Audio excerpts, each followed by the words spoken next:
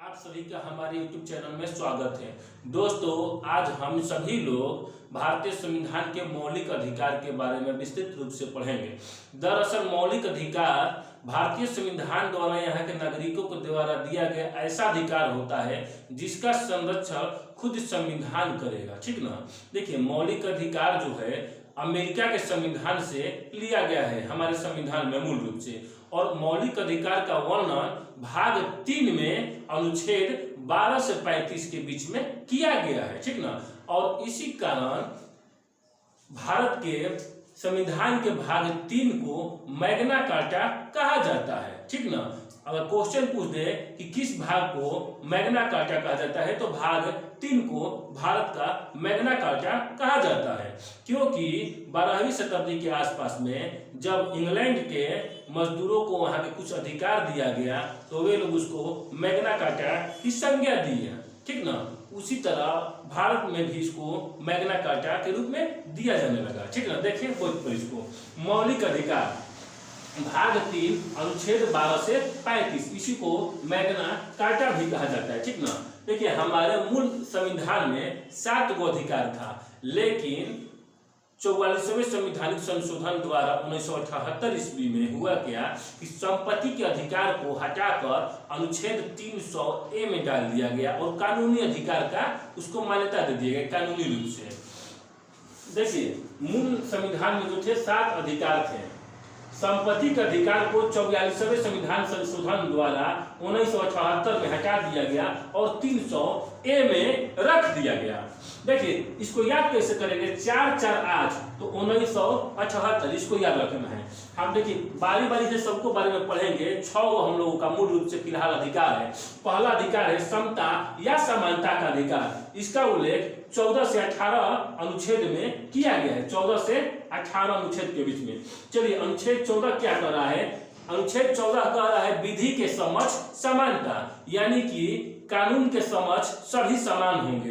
ये नहीं, कोई भी व्यक्ति कानून के समक्ष समान होगा, चाहे वो धनी हो, अमीर हो, गरीब हो, काला हो, उजला हो। ठीक ना। यानी इसका अनुच्छेद 14 का अर्थ यही कहता है कि कानून के समक्ष सभी व्यक्ति समान होंगे।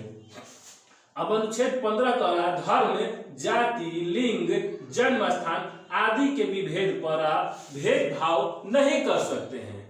यानी कि किसी को अगर कोई हिंदू है या कोई काला है या कोई कश्मीर का है तो उसके आधार पर आप विभेद नहीं कर सकते हैं। इसका उल्लेख अनुच्छेद 15 में कहा गया है। कहा गया है कि धर्म, जाति, लिंग और जन्म स्थान आदि के विभेदों पर रोक लगाया जाए। अब अनुच्छेद 16 कहता है लोक नियोजन में अवसर की समानता, यानी कि सरकारी नौकरी के, लोक नियोजन का अर्थ होता है सरकारी नौकरी। ठीक ना। सरकारी नौकरी के अवसर में सबको समानता मिले, ये अनुच्छेद 16 कहता है। अब देखिए अनुच्छेद 17 अस्पृश्यता का अंत। आपको बता दें कि अनुच्छेद 17 बहुत महत्वपूर्ण है, ध्यान दीजिए। अनुच्छेद 17 हमेशा किसी न किसी क्वेश्चन में पूछ देता है। अस्पृश्यता का अर्थ होता है छुआछूत या भेदभाव। इसका अंत अनुच्छेद 17 द्वारा किया गया, ध्यान दीजिए। इसका उल्लेख किया गया है 17 में, यानी कि आप छुआछूत किसी के साथ नहीं कर सकते हैं। पहले के जमाने में यह बहुत ज्यादा था। बड़े बड़े जमींदार लोग निचले जाति के लोगों को बहुत भेदभाव करते थे, अपने सामने खड़े तक नहीं होने देते थे। ठीक ना। अब देखिए अनुच्छेद 18 उपाधियों का अंत। अनुच्छेद 18 के तहत ही उपाधियों का अंत किया गया है। अब देखिए दूसरा अधिकार अपना स्वतंत्रता का अधिकार। इसका उल्लेख किया गया है अनुच्छेद 19 से 22 के बीच में। अब अनुच्छेद 19 क्या कहता है? अभिव्यक्ति की स्वतंत्रता, यानी कोई भी व्यक्ति अपने मनोभाव से स्वतंत्र है जीवन जीने के लिए। 19A में कहता है, देखिए इसी में आगे संशोधित करके जोड़ दिया गया। 19A है बोलने की स्वतंत्रता। 19A में किस चीज का उल्लेख किया गया है? बोलने की स्वतंत्रता।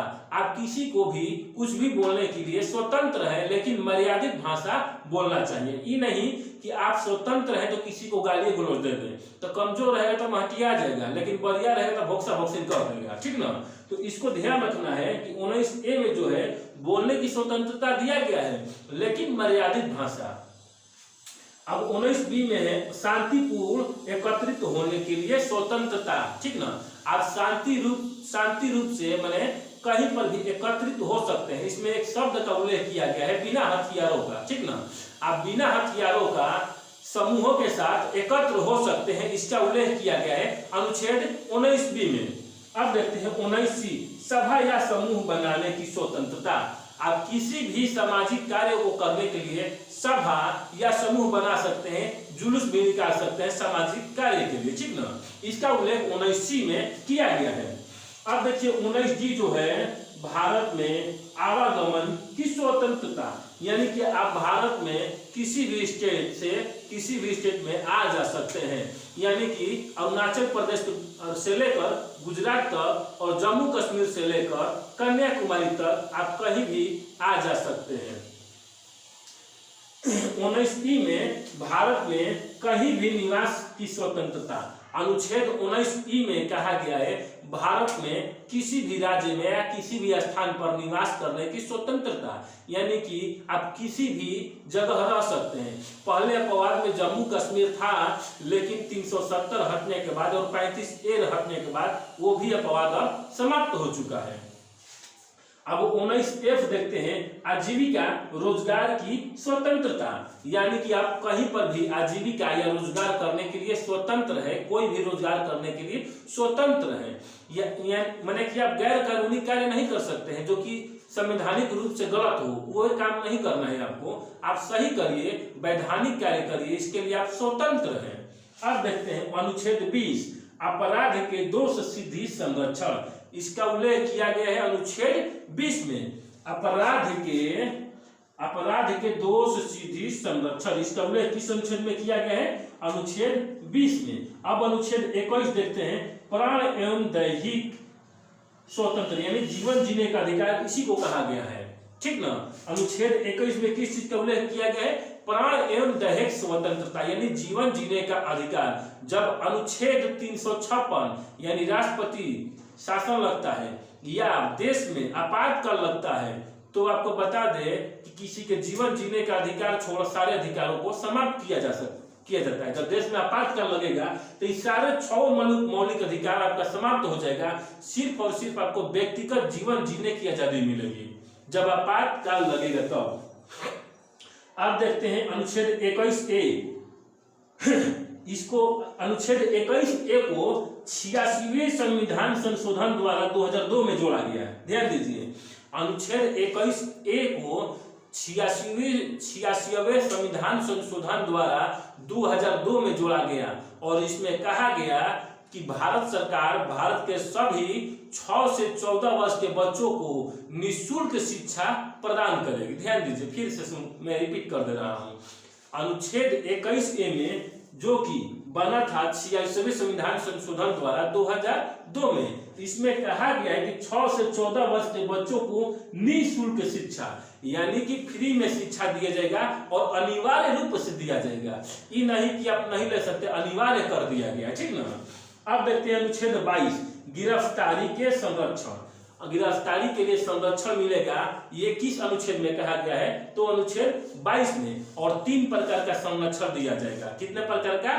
3 प्रकार का। देखिए, पहला है कारण परीक्षा, यानी कि कोई भी पुलिस गिरफ्तार करने आएगी तो पूछेगी जरूर कि किस कारण से, मैंने क्या गलती किया है कि आप हमें गिरफ्तार करने आ रहे हैं, ठीक ना। तो ये कारण पूछने का अधिकार है किस अनुच्छेद के तहत? अनुच्छेद 22 के तहत। दूसरा है 24 घंटे के अंदर अदालत में। बात ये है कि अगर पुलिस आपको गिरफ्तार कर ली तो आपका ये अधिकार बनता है कि 24 घंटे के अंदर आपको वो मजिस्ट्रेट के सामने पेश करेगी, ठीक ना। यानी कि अपने नजदीकी न्यायिक नजदीकी अदालत के समक्ष आपको मजिस्ट्रेट के समक्ष पेश करेगा कौन? पुलिस। लेकिन उसमें एक शब्द जोड़ दिया गया है आवागमन के समय को लेकर, यानी कि मान लेते हैं 4 घंटे आने में 4 घंटे जाने में लगेगा, तो उस 8 घंटे को निकाल कर इस समय को दिखाएगा, ठीक ना। तो 24 घंटे के अंदर आपको अदालत में पेश किया जाएगा। तीसरा है मनपसंद कानूनी सलाहकार या वकील रखने का अधिकार। मान लेते हैं पुलिस गिरफ्तार कर लिया तो आपको वो अधिकार है ये अनुच्छेद 22 के तहत कि आप अपने मनपसंद कानूनी सलाहकार या वकील रख सकते हैं। इसके लिए आप स्वतंत्र हैं। किस अनुच्छेद के तहत? तो अनुच्छेद 22 के तहत। अब देखते हैं तीसरा अधिकार। हमारा तीसरा अधिकार है शोषण के विरुद्ध अधिकार। शोषण के विरुद्ध अधिकार, इसका उल्लेख किया गया अनुच्छेद 23 और 24 में। ठीक ना। अनुच्छेद 23 क्या है कि मानव व्यापार, बलात् श्रम और बंधुआ मजदूरी पर रोक। अनुच्छेद 23 में कहा गया है कि मानव तस्करी या मानव व्यापार नहीं कर सकते हैं, किसी के साथ बलात् मजदूरी नहीं कर सकते हैं, मैंने बरियारी किसी से मजदूरी नहीं करा सकते हैं आप। इस चीज का उल्लेख किया गया अनुच्छेद 23 में। या बंधुआ मजदूरी भी नहीं करा सकते हैं। पहले के जमाने में बहुत बंधुआ मजदूरी प्रचलित था, यानी कि आप किसी को जबरदस्ती बांध कर घर में रखिएगा और मजदूरी कराइएगा, ये भी गैर कानूनी है अनुच्छेद 23 के तहत। अब अनुच्छेद 24 कह रहा है कि 14 वर्ष से कम उम्र के बच्चों को अगर कोई भी कारखाना में कोई भी मिल वाला या कारखाना वाला या उद्योगपति काम कराता है तो उस पर अनुच्छेद 24 के तहत गैर कानूनी माना जाएगा और उस पर कानूनी कार्रवाई की जाएगी। कितने वर्ष से कम बच्चों को? 14 वर्ष के कम बच्चों को। फिर से रिपीट कर दे रहा हूं, अनुच्छेद 24 में कहा गया है कि अगर कोई भी उद्योग वाला अगर 14 वर्ष से कम उम्र के बच्चों के अपने कारखाना में कार्य करवा रहा है तो वह यह गैर कानूनी कार्य कर रहा है। ठीक ना। और उस पर कार्यवाही की जाएगी, यह अनुच्छेद 24 में कहा गया है। अब देखते हैं चौथा स्वतंत्रता हमारा है धार्मिक स्वतंत्रता। इसका उल्लेख किया गया है अनुच्छेद 25 ले 28। ठीक ना। धार्मिक स्वतंत्रता, इसका उल्लेख किया गया है अनुच्छेद 25 ले 28। यह हमारा चौथा स्वतंत्रता या अधिकार है। देखिए अनुच्छेद 25 में कहा गया है किसी भी धर्म को मानना, प्रचार करना या आचरण करने की स्वतंत्रता, यानी कि हम किसी भी धर्म को मान सकते हैं, चाहे तो हिंदू माने, चाहे तो मुस्लिम माने, सिख माने, ईसाई माने, और चाहे कुल ही एक साथे माने। इसके लिए हम स्वतंत्र हैं। किस अनुच्छेद के तहत? अनुच्छेद 25 के तहत। ठीक ना। उसका प्रचार भी कर सकते हैं। मान लेते हैं हिंदू धर्म माने तो उसका प्रचार करने के लिए भी हम स्वतंत्र हैं अनुच्छेद 25 के तहत। अब अगला है आया आचरण करने की स्वतंत्रता। हम हिंदू हैं तो भगवा पहन भी सकते हैं, मुस्लिम देखते हैं ना टोपी पहनते हैं, तो वो स्वतंत्र है। किसके तहत? अनुच्छेद 25 के तहत। अब अनुच्छेद 26 आते हैं धार्मिक प्रबंधन।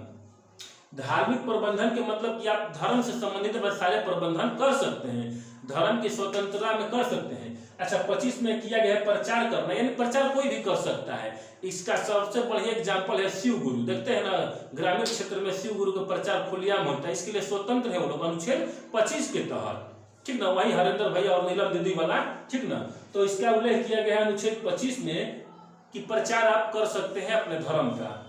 अनुच्छेद 26 कर रहा है धार्मिक प्रबंधन, माने जैसे हम दशहरा में धार्मिक प्रबंधन कैसे दुर्गा पूजा के पंडाल बनाते हैं और पूजा करते हैं, मेला लगाते हैं, तो हम लोग स्वतंत्र हैं धार्मिक प्रबंधन। किस अनुच्छेद के तहत? तो अनुच्छेद 26 के तहत। अब आते हैं अनुच्छेद 27। अनुच्छेद 27 कर रहा है धार्मिक संपोषित, यानी कि अपने धर्म को आप पाल सकते हैं, पोष सकते हैं, उसको मजबूती प्रदान कर सकते हैं, विशेष रूप से आर्थिक रूप से।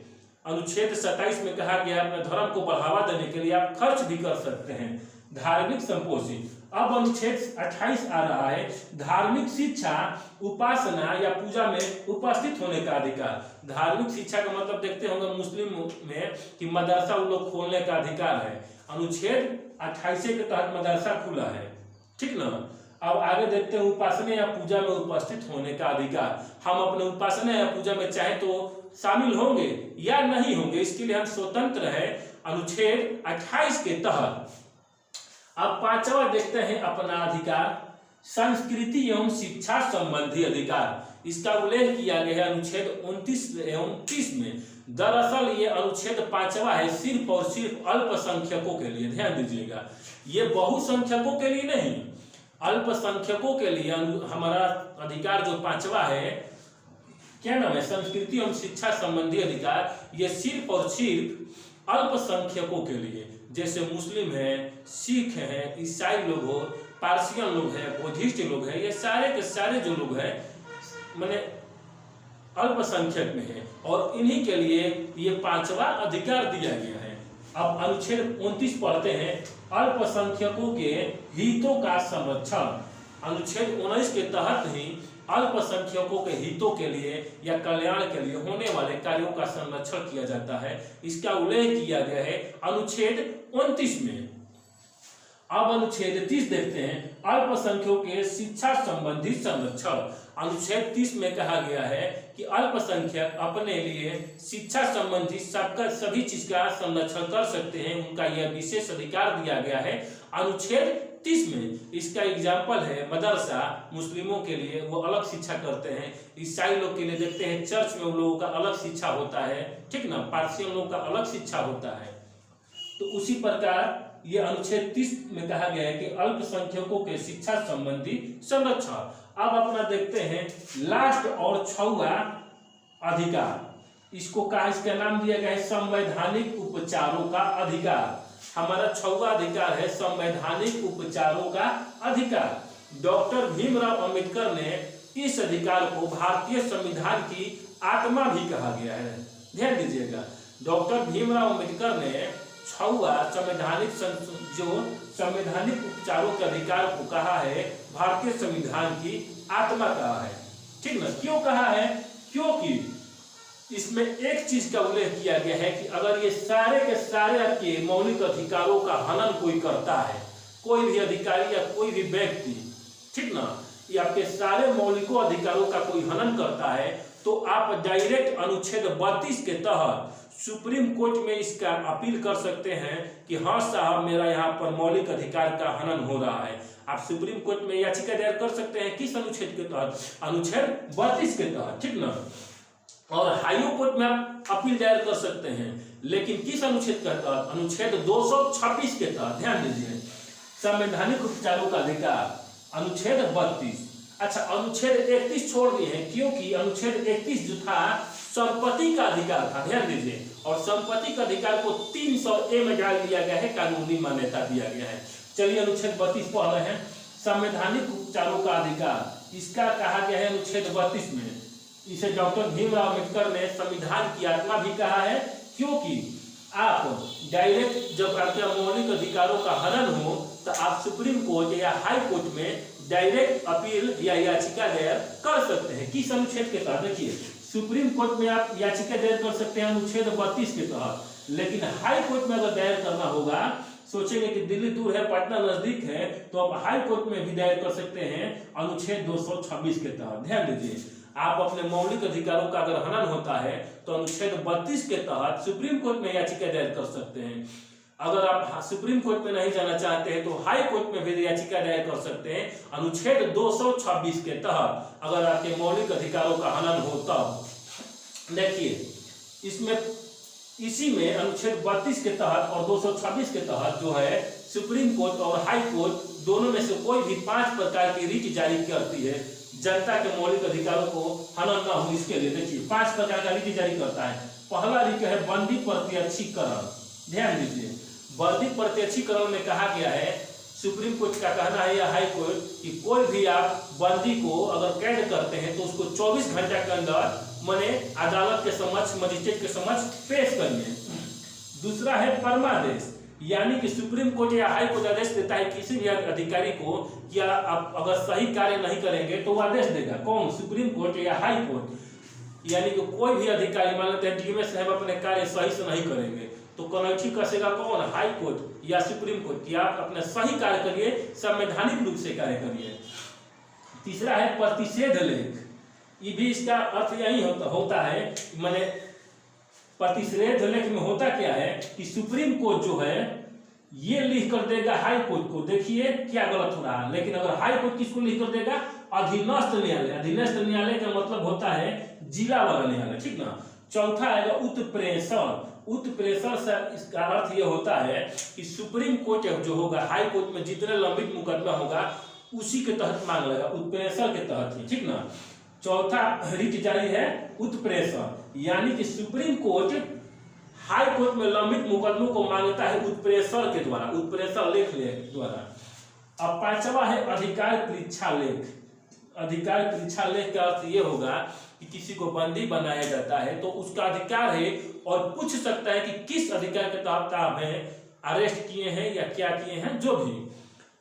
अब देखिए, इसमें छोटा सा 4 मुद्दे दिए हैं। कि हम जैसे हमारे यहाँ मौलिक अधिकार को मौलिक अधिकार ही कहा जाता है, लेकिन अलग अलग देशों में इसको अलग अलग नामों से जाना जाता है। जैसे ब्रिटेन में मौलिक अधिकार को कहा जाता है बिल ऑफ राइट्स। ब्रिटेन में मौलिक अधिकार को क्या कहा जाता है? Bill of rights. ये अभी जस्ट बिहार एसएससी यानी ये जो क्वेश्चन पूछा गया है बीपीएससी का, पिछला बीपीएससी का क्वेश्चन है। पिछला बीपीएससी में पूछा गया था कि ब्रिटेन में मौलिक अधिकार को क्या कहा जाता है, तो बिल ऑफ राइट्स। अमेरिका में मौलिक अधिकार को क्या कहा जाता है? अपरिहार्य अधिकार या अधिकार पत्र। अमेरिका में मौलिक अधिकार को क्या कहा जाएगा? अपरिहार्य पत्र या अधिकार पत्र। फ्रांस में क्या कहा जाएगा? प्राकृतिक अधिकार। ध्यान दीजिएगा, फ्रांस में मौलिक अधिकार को प्राकृतिक अधिकार कहा जाता है। आज के लिए इतना ही। अगर आप लोगों के ये वीडियो अच्छा लगे तो हमारे चैनल को सब्सक्राइब करें, हमारे वीडियो को लाइक कमेंट करिए और ज़्यादा